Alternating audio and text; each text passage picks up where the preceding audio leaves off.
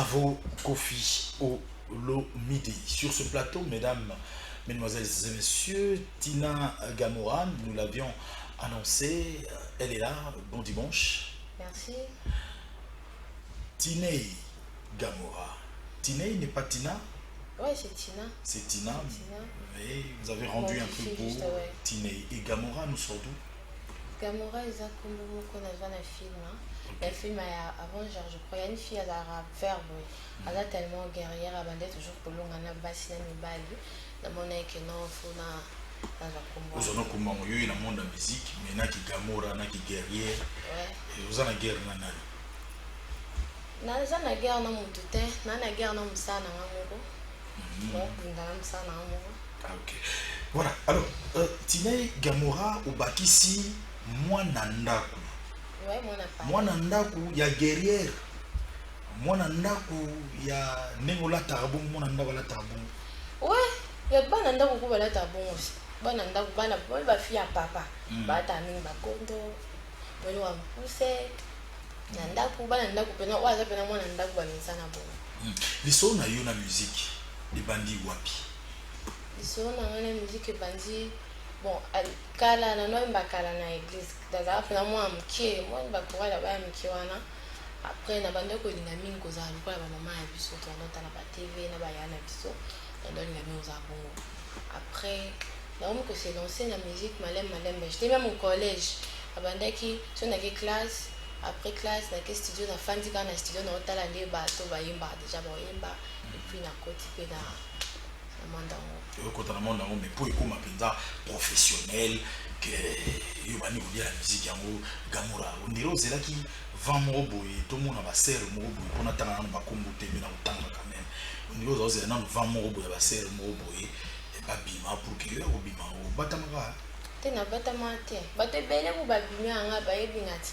La bande de son bon kala. Les arabes de musique des années, les a facilité d'abord pour moi aussi. Donc tu dois te battre, tu dois vraiment te battre pour comme ma place au niveau commun. Donc la bande kaka ko beta ba porte, ko travailler pour na comme un peu place na comme ils a apprécié quoi. Mais je découvre quand même que vous avez un titre au moins épelé. Il y a 3 ans, il y a 2 ans, vous savez un titre isolé, mais ils ont peut-être un coup de pouce. Différence ces années entre Pacha na Babilingi par exemple, au bêta peut-être moins calme. Pacha et sa production, il y a la Valti, l'ex-rappeur que je salue aussi. Il y a une salle et Pacha. Bilingue, ils ont dit mon salle qui l'année passée. Dans la production, dans la salle qui ont gagné mon coup, et puis maïté, dans le côté na Conjo Record. Ndena bino ba bimisa bango en audio même tout ça on clip bima en attendant na bimisa banzi auto signé na bango contrat. Et puis il y a d'autres Motema par exemple. Motema pesa production en 2018. Pesa production en 2018 bon. Lui mon producteur n'était pas chaud pour la promotion en haut mais maman et puis voilà. Alors il solo na yo na bina filé. Les arabes solo il y a manager, les arabes solo il y a tonton mo aller là au moins mingi. Non, c'est ma seule intimité, ma seule professionnel pour apparemment il aboutit ça en rien. Tewana papa nangai que je salue, l'élève du maître. Là c'est mon père, pour Bengé Bongo, c'est mon yaya. Hier tu me tapais ça dans mon tel bosso moi na parlé pourtant on a banda où il y a sur na côte karabu ah moi non pina za on a parlé na batunyo so il y a un peu comme ça malgré mon ambassade là quand moi je suis partie là-bas pour à produire parce qu'elle s'en qui a sa maison production de matériel et après il m'a dit na banda pe ko yeko la robina orchestre naie donc comment travailler singa ko bina comment travailler ko bina ya ko yemba après voilà ndena monaka déjà là-bas donc là-bas là vu que nga tout ça des carrière solo donc là-bas là yena ke na pe na banzo sa mama là-bas to kabana te na ko ko mela epe abenga kendati na pale kendati na ndaku abenga so na comédia ole ka pale na l'équipe to solo la biso donc première thé alors na style oyozo beta na style la musique yo beta nazo mona un peu drôle que tant na landio mo muke pas moi ba bisika pour nga ça mo ba recherche na ozo tirer ba source na d'inspiration na ba maman Miliabel Bilabel nandenge yozo beta est-ce que ça pejaka barumba ça ba style ndenge moko eza ba style ndemo te po yango eza ba R&B barumba 2.0 pe eza ba style mosusu quand même te na oya veka mpona opesa kombo nango oyo nga moko na obimisa eza ba style na nga moko neti bapashe yango eza ba style na bandenge na nga moko mais ndenge nini osinspira mama Bilabel mais rumba na ye ozongisi yango te na misiki te ezonga nango mpe kaka ezonga kumbe ekufa te kumbe ya musique na biso ya musique na biso bato baolanda biso baondima te mamna oloba oke oyeba mpe Bilabel po soki ate basuki na yo baondima te mama Bilabel akobima ouais déjà surtout soki batali bafoto na yo mingi po yo ndenge olingaka pena mwa bilamba pena militaire na mwana ndako te biso bana ndako tozwa mopepe bongo c'est pas possible bana ndako bazwa mopepe ndenge wana bana ndako bazwa mopepe bongo mwa bagondo mwa foto bafungola na ndako eza bongo bana ndako baka bongo mais ebi kezobika bino mpe baproblème mingi biso na banani l'une d'entre vous a été victime dans le Lubumbashi tu n'es pas au courant yebisa ero wana te nani ya sert à musique urbaine sert nani oyokana na baninga génération oyo te te po beni da sert te na comprendre mpe loko te mais sel ya musique te ya R&B lokola yo akendaki Lubumbashi showcase tout ça après nga mpe nazalaki wana yo oyokaki yango te te nakanisi nazalaki wana nazalaki wana te yo oyokaki yango te te nayebi wana te eza suite ya bilamba na bino nde bolata wana nde ekomi faire penser bato ti na baviole na babiloko ya modele wana batati eza bandenge na bango basalela bamamu na bango eya bato mosusu eza nango ndenge na ye aye peut-être na musique mpona koya komiteka olia ateka nde musique ndule kolata na bandenge moko boye mpe koma oteka nde ndule oteka mpe ndule mpe na ndenge ya balibanda siko bato mosusu bamo komiteka nde bango moko mpe azomiteka ye moko aleki na émission nga nalati na nga normal ngayo lelo oza mwa réservé mpo oyaki peut-être mpa na ngai mais so ekomi na bashowcase obwana ndako bazwaka mopepe oui tozwa mopepe bongo naozape mopepe alors total élément moko boyeli biso oza en studio pour préparer quelque chose parlons un peu de Konzo Record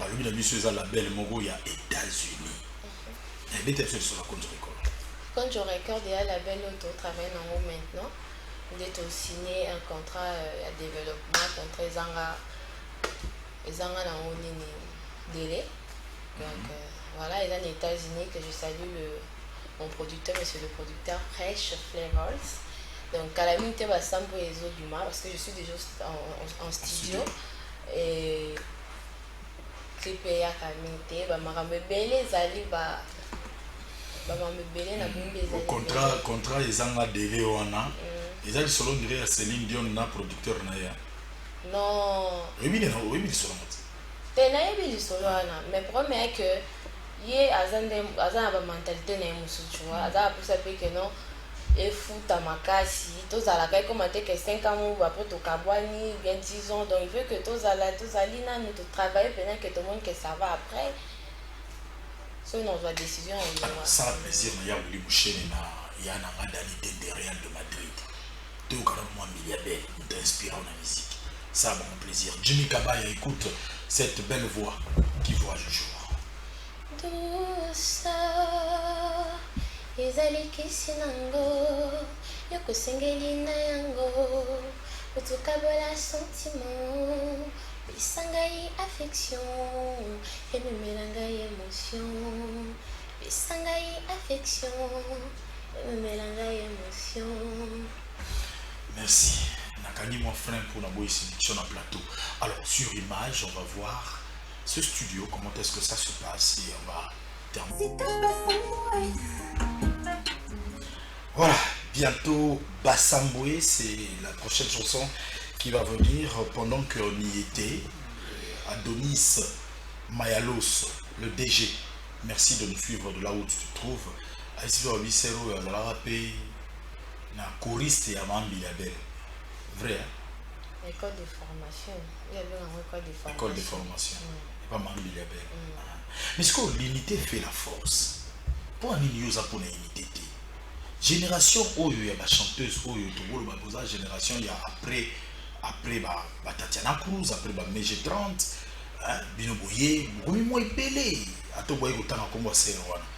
oazoye baproblème na lubumbashi wana rimka rinek oyebi ete te bato bayaki liboso yaka 2 personnes eza ba 2 kombo otangi ya liboso nde bazali liboso troisième otangi wana bato asima mais yango kasi te te peut-être yo nde moto otangi mabe nga na biso no 2 personnes otangi ya liboso wana nde bato ya liboso wana otangi bango to bayesima mais siko après bango bino boye te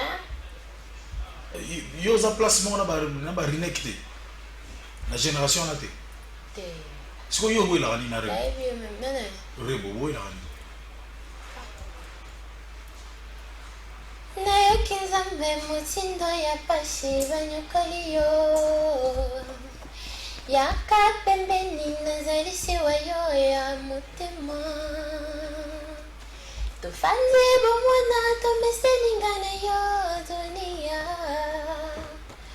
omemaka mosu eza badevoir soki moto alikai no ayembi na ope boye après oyo otunanga mpe question wana oyo oza sûr ke rebo okoyemba boye te te problème te flato yango olandi eloko asuka o rebo adimisi te featuring na inos bi omoni ndenge artiste acha ayembi te wana okaka miziki miziki naokaka miziki naokaka babiabia te na miziki to ayembi mais namona na pasha moto arealiza nini ezaka hbit wana bozalaka nano bien te natuni baka bandeko